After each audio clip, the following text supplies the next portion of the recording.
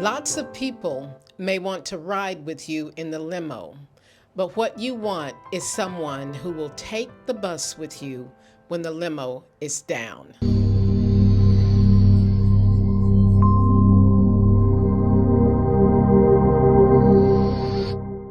Hello, ladies, and welcome back to the channel. I hope you guys are doing really well. It is a beautiful and sunny day here where I live, so I hope you guys are doing really well and getting ready to enjoy the holiday season.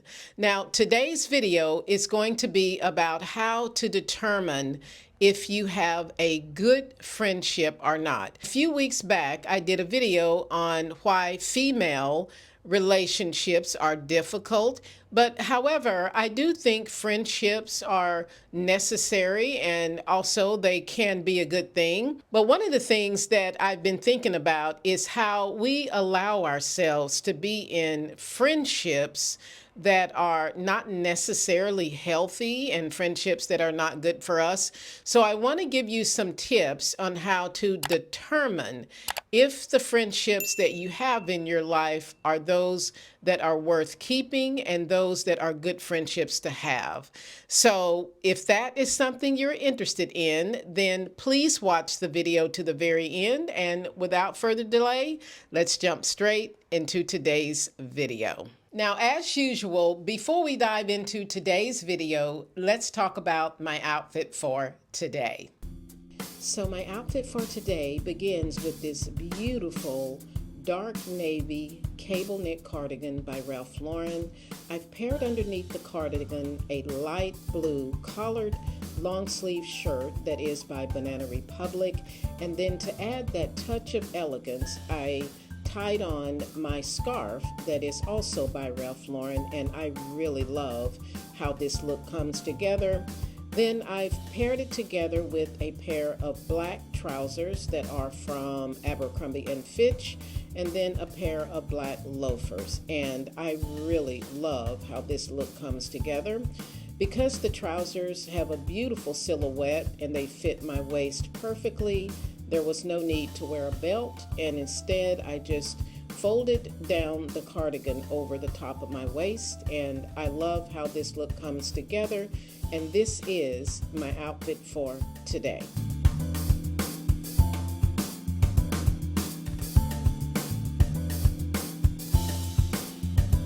Now, as I was thinking about what I wanted to say in this video, I have to preface that there are some friendships that are really, really good.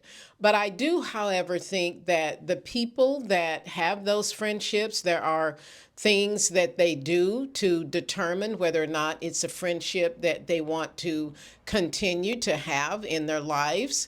And then there are those friendships that are not good, and they are friendships that sometimes we hang on to a little bit longer than we should. And I've certainly had those type of friendships in my life. About 20 years ago, I had a really, really close friendship, and this friendship was something that I didn't really pay attention to. It was really not a good friendship. I saw certain signs of it not being a good friendship, and I think when I was much younger, I would ignore these signs. But as I got older, I started to pay attention to the behaviors of a person and how they would respond to me when I would set a boundary. So when I did the video several weeks ago about why female friendships are difficult, I wanted to come back with this video because there are people that can facilitate lifelong friendships, but there is something that these people have in common with the friendships that they maintain in their lives. So what I'm going to be giving you are these 5 tips that I've learned from people that are maintaining long-term friendships and why these friendships actually work in their life. And remember, a friend today can be an enemy tomorrow. Now, before we dive into these 5 tips, I wanted to just share with you ladies, about 25 years ago, I had a really, really close friendship with a male, and he was an attorney that I worked with in a law firm here in Atlanta, and the friendship was just close. We were there for each other. We were just friends, but it was a person that I could call upon whenever I needed him. And also, we did things together. We played golf together. It was not a friendship that was stressful. It wasn't one that was jealous-hearted or anything like that.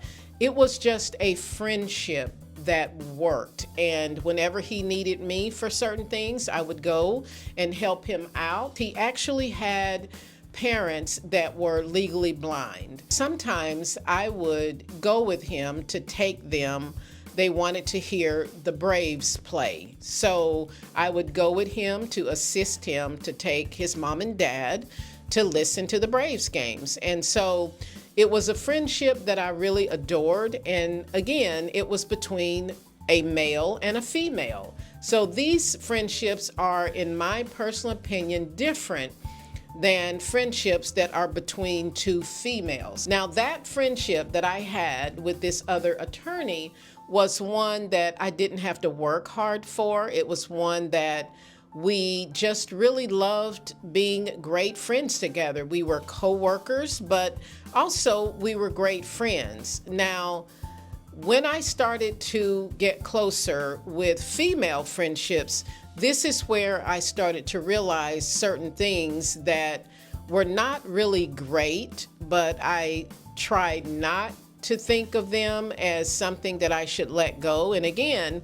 during that time, I was much younger than I am now. And so as I've gotten older, I've learned to pay attention to certain signals from people that tell me to let go of something before it gets worse. So one of the things that I've noticed with people who have really good long-term female friendships is they maintain a certain exclusivity. And by that I mean they maintain their personal space. They don't share too much about themselves. So this is what we're going to be talking about in today's video, because again, I want to remind you that a friend today can be an enemy tomorrow, especially if it is someone who is female. So now let's dive into these 5 tips on how to determine if you have a good friendship. Now, the first way to determine if you have a good friendship is the person is going to respect your privacy. Not sharing too much about yourself in the beginning of a relationship is super, super important. And also throughout the relationship, I think there are certain things that we should not share about ourselves or our personal lives. Now, I am always mindful that sharing some level of openness with a female person that you want to become friends with is sort of necessary in order to build bonds in relationships. But one of the things that I've learned over the years is that being an open book in a relationship can actually be destructive. So if someone is asking you really personal things about yourself, your private life, your relationship, your marriage, or anything like that, that you are not comfortable sharing, then I feel like it is okay to say these areas of my life are not open for discussion. And if that person is not respectful of that, this is a red flag.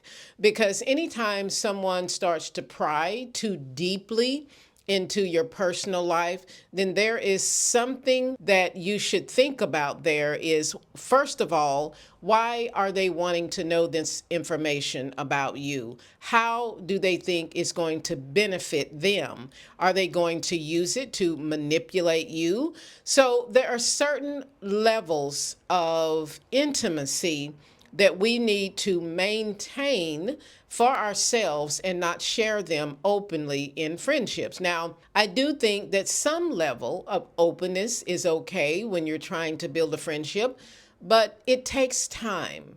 All of these things take time, and you need to be able to trust a person fully, because I've made this mistake many times in my younger years, and it's always come back to bite me. So I've learned over time that I'm going to hold my tongue until I know fully that this person is not only there for me, but this person is genuine. This person is trustworthy.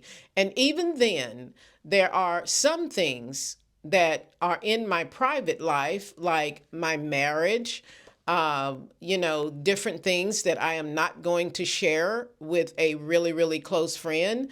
There are things that I am not going to talk about with a woman friend. So I do feel like there are some things that should just be between you, your spouse, or your significant other. So even when you become close, even if it has been years since you've known a female friend, I think that certain levels of privacy is the first thing you need to determine if you have a good friendship or not. So, tip number one in knowing whether or not you have a good friendship is the other person is going to respect your privacy. Tip number two is building trust gradually. Now, this is something that I think not only I have done, but if you've done this, please let me know in the comment section down below. Sometimes when I've tried to have friends, I've kind of been an open book in the very beginning of a friendship, and I didn't take the time to build the trust with this person. And when you take your time to build trust in the beginning of any relationship, it allows for a more genuine connection and for the relationship to strengthen over time. And so, if a person is too much of an open book to you, then again, I think that's a red flag, because I think there is somewhat of a need that you may not be able to fulfill for that person. So, all of these things are intertwined with knowing whether or not you have a good friendship. Now, friendships do take time, in my personal opinion. And as I've gotten older and become more wiser, these are the things that I've learned through trial and error. But being too much of an open book and being too trusting in the very beginning of a relationship is always going to cause you to fail. One of the things I've learned about female friendships versus those that are male, men typically don't share too much about themselves, and it sort of takes them time. Men don't really share too much about themselves, even in an intimate relationship, until it is several years into it. But we as females tend to trust people a little bit sooner than we should. And again, this has been my experience, and I can only speak from my personal experience, is not only do you not need to trust a person in the very beginning of a relationship, but you also need to read the other person to see how much they're sharing with you? Because sometimes I think this is something that can also present a red flag in a relationship, is when a person starts to tell you too much about their private life, and they share too much about the intimate side of their lives when they don't even really know you. When people start sharing things, I think we think that they trust us. And that's something that I learned over time that is really not the case. I think that when people share openly in the beginning of the relationship, it's basically just something that they want to get off their chest, or something that they want to talk about. It has nothing to do with trust. Allowing for the trust to build gradually in a relationship will allow for that relationship to be more genuine, and the connection to be one that can last for many years to come. Tip number three is maintaining your distance. Now, let me dive into this one a little bit further. The reason I say maintaining your distance in friendships is, number one, everyone needs personal space. everybody needs me time, time to rejuvenate, time to reflect and just enjoy being with themselves.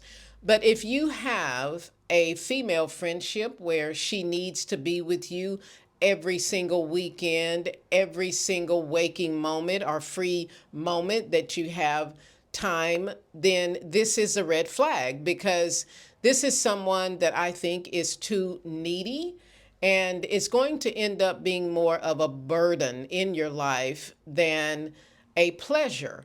Because I know that some women, they get together with their girlfriends maybe once a month or once every 2 weeks or something like that. But spending too much time with a person can also become taxing. It can become a relationship that's based on need rather than friendship. And I think in those instances, you are primarily filling a void in someone's life rather than being a friend. Because if someone is married and the other person is single, then I think it becomes more of you're just filling a void in that person's life rather than just really being a close friend. So maintaining your distance is extremely important in a friendship, and it is a determining factor as to whether or not you have a good friendship. Now, if the other person is also able to maintain their distance from you, and when you guys get together, it's a beautiful thing and you enjoy catching up, you enjoy spending time together, then that is totally different than someone who needs to be with you every single week. So pay attention to that warning sign, because this is something that I actually overlooked and it led me to ending the friendship. So please pay attention to how much time you are spending with a close friend, and always, always maintain some distance in those relationships. Now, my tip number 4 in knowing if you have a good female friendship is to communicate clear and healthy boundaries. Now, we all know that all elegant women set boundaries. Now, boundaries need to be set in many different areas of our lives, and friendships are one of those areas of our life that we need to set clear boundaries. If a person is prying too deeply into your personal life, then it is okay to tell the person that the question presented to you is just not open for discussion. And so if this is a good friendship, then that person is going to understand. If it is not a good friendship, then the person may say something like, "Oh, so I thought we were friends. Why do you not want to discuss this with me?" They're going to come up with some reason why they should continue to pry into your private life. So this is something, in my personal opinion, that is totally unacceptable, because everyone should have clear boundaries. And the people in your life who care, love, and respect you are going to respect your boundaries. So if people are making excuses that you don't like them, or you're not being a good friend because you won't share certain information about yourself with them, then this is a red flag, and it's probably a friendship that you should move on from. So one of the things that I think exist in friendships that are healthy is that they respect the boundaries of the other person. Now, as I've talked about in many of my videos, walking around with no boundaries is never a good thing, because not only are people going to be able to manipulate you, but you're not going to be able to have any sort of personal privacy for yourself.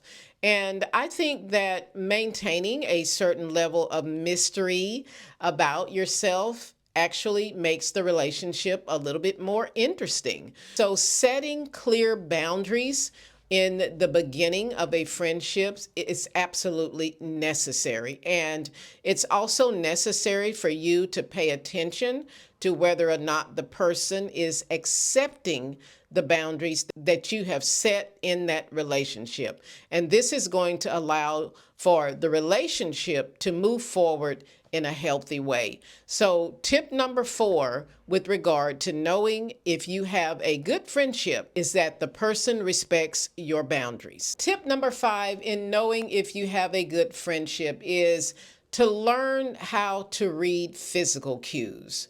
Now, let's explain this one a little bit further. Say you got a promotion on your job, or there was something really, really great that happened to you in your life, and you shared this with a person that you assume you are becoming friends with. And or even if you got engaged, it could be an engagement and they're not married yet or not engaged yet, and you showed your ring, and the way the person looked at you was a look of jealousy. And it goes something like this. Instead of saying, "Oh my gosh, congratulations," the person went like this. "Oh, that's nice." This is an act of jealousy because a close friend would be excited if you have just gotten engaged and they would be happy for you. But paying attention to the physical cues of a person is super important in knowing whether or not you have a good friendship, because if there's any hesitation in congratulating you, or there's any rolling of the eyes or looking around in a certain way, this person is jealous of you. And jealousy can never exist in a friendship that is authentic. We have to be happy for each other, whether or not that particular enjoyment is happening for us or it is happening for the other person. Being able to express joy and happiness for something that has happened to another person takes nothing away from your life. It actually brings more joy into your life because you can express happiness to the other person.